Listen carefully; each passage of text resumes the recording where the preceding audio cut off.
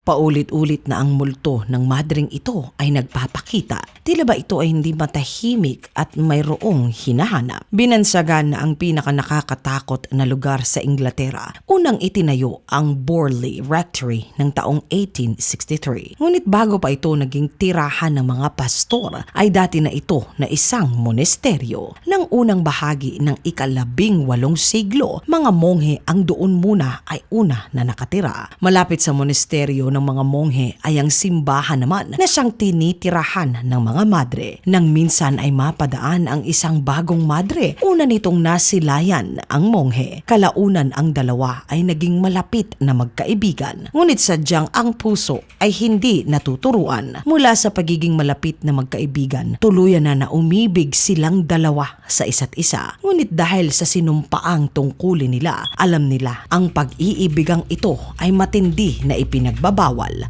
Patago na ang dalawa ay nagpatuloy sa lihim na relasyon nila hanggang sa dumating ang panahon na ang madre ay nagdalang tao. Isa itong napakalaki na iskandalo. Kaya naman nagpasya ang dalawa ng magsing-irog na kinakailangan na nila na umalis. Magtatanan silang dalawa. Nag-usap ang nagmamahalan na sa gabing iyon ay aalis na sila. Pupunta sila sa malayo at magbabagong buhay kung saan walang kahit sino na sa kanilang dalawa ay makakikilala. Malakas ang hangin at umuulan. Hindi alintana ng madre ang paparating na bagyo. Maghihintay pa rin ito. Sa paglalim ng gabi, parating na ang isang karawahe. Maligayang sinalubong ito ng nag-aalala na madre. Ngunit imbis na ang sinisinta, mga matatandang monghe ang bumungad sa kanya. Kinaladkad nila ang madre papasok sa kumbento. Doon ipinaalam nila sa Madre Superiora ang ginawang kataksilan nilang dalawa. Mas naging masakla pa nang malaman ng Madre Superiora na ang pagmamahala nila ay nagbunga pa. Litong-lito man, pinilit na tinatanong ng madre kung sino sa mga taong ito ang nagsabi. Parehong gabi, pinatawan ng madre ng kaparusahan ng kamatayan. Isinilid ito sa isang kahoy na kahon at saka mismong sa kumbento ay ibinaon. Habang tumatangis, hindi malaman ng madre kung bakit hindi dumating ang kanyang pinakamamahal. Siya nga ba ang nagsabi sa kanila? Sa kalaliman ng gabi, tanging pagtangis lamang ng madre ang maririnig. Ito ay naging ang kabayaran ng kanyang pagmamahal.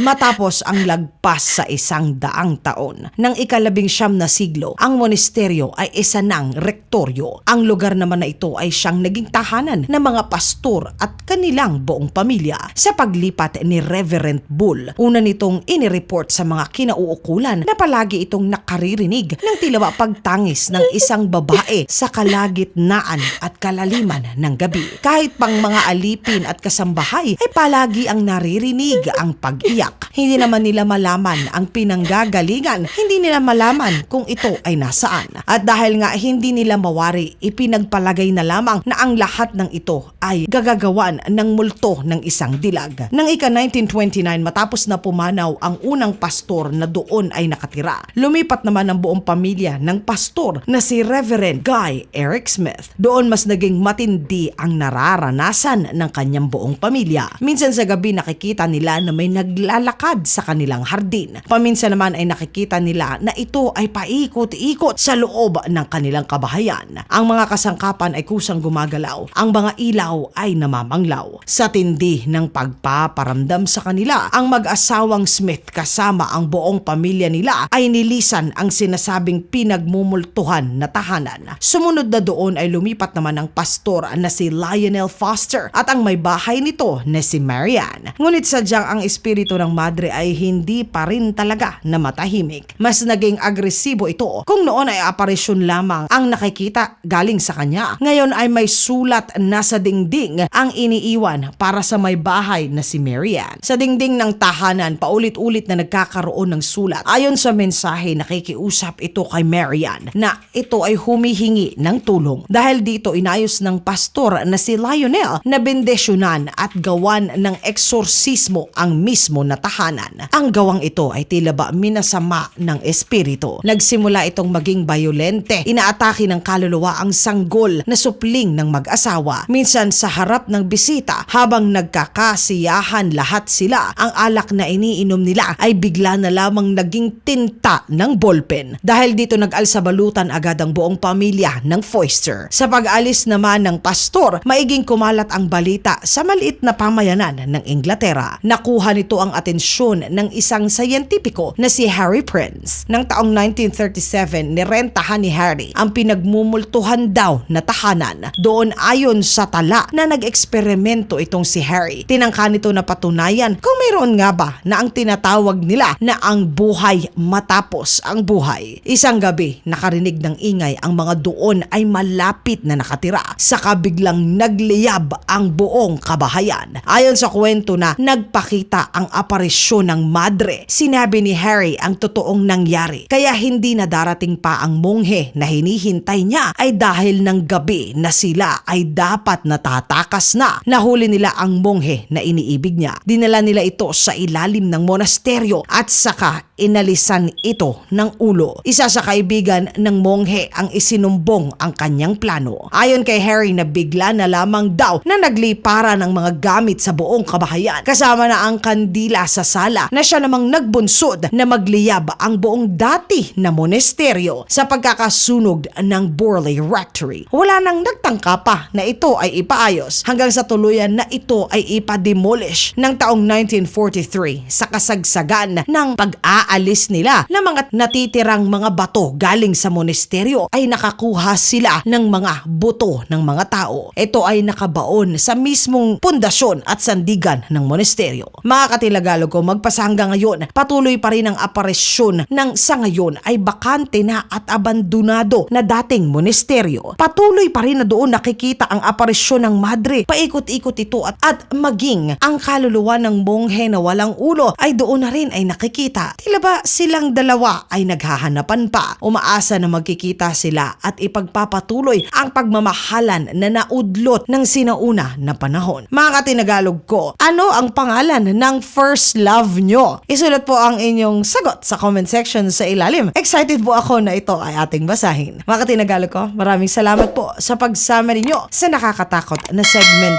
natin sa araw na ito.